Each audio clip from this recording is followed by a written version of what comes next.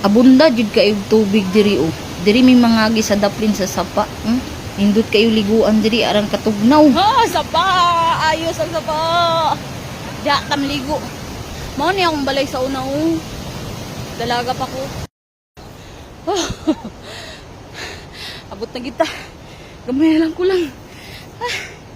Mao ni nindot nga exercise.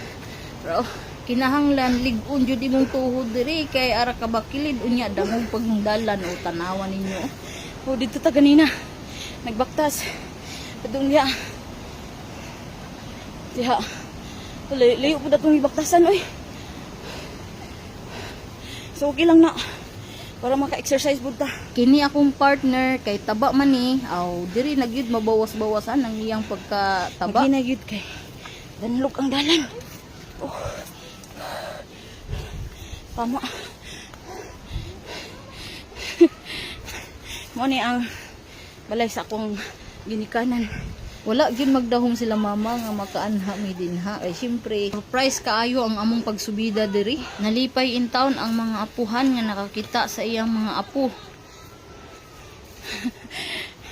Og first time pa pod sa akong mga anak nga nakasubida diri kay taman lang jud sila sa Mungkayo kay naman pod ni sila balay didto. So diri jud ang ilang panginabuhian. Kining akong inahan kugihan jud ni siya mananom. O mauning mga tanom niya kay karon wa pa niya nalimpisaan. Kay nagsige na lang daw ulan dere. Mao tong dalan sa ubos og didto mi nangagi gaina.